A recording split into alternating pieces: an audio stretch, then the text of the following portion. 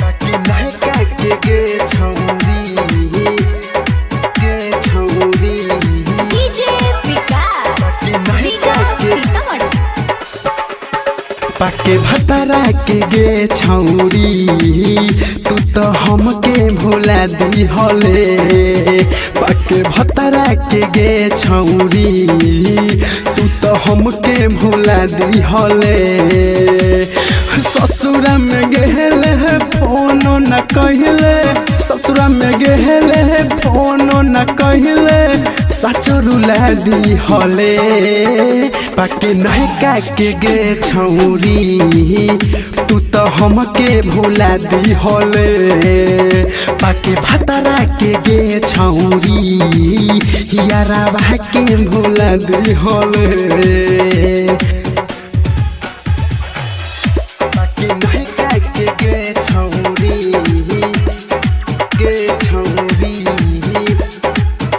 बाकी नहीं का के डीजे विकास बाकी नहीं का सीतामढ़ी।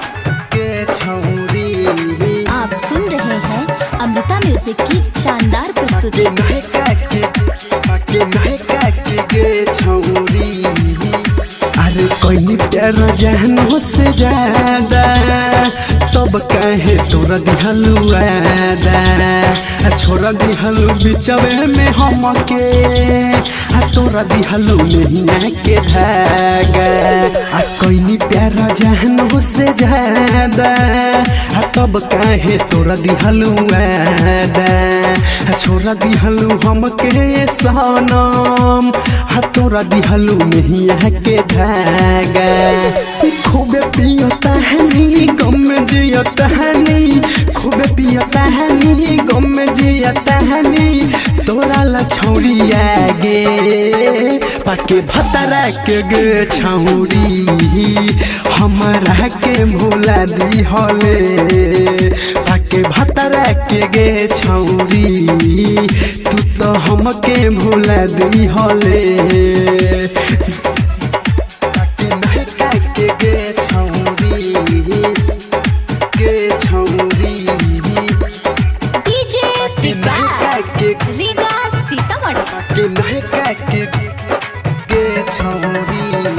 आप सुन रहे हैं अमृता म्यूजिक की शानदार प्रस्तुति। नहीं का के छौरी। अरे अवध से के जिंदगी उजार हो चल गइलू तू तो ससुराल हो।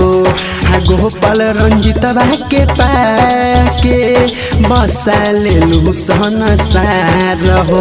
अरे अवध से के जिंदगी उजार हो चल गइलू तू तो ससुराल हो। राजेश गोपाल जी के पाके बसा लेलू अपन संसार हो। पूछता अकेला ऐसन काहे कहिले हमरा जिंदगी में अगिया लगहिले। भूल तू गइले पाके भतरा के गे छौरी तू तो हमके भुला दी हले। पाके नहीं का के गे छौरी पुराना के भुला दी हले। ससुरा में गेले फोनो न कहले, ससुरा में गेले फोनो न कहले, सचो में रुला दी हले। पाके मरदा के गे छौरी याराबा के भुला दी हले। पाके भतरा के गे छौरी तू तो हमके भुला दी हले। जोड़े तोरा बहिन के।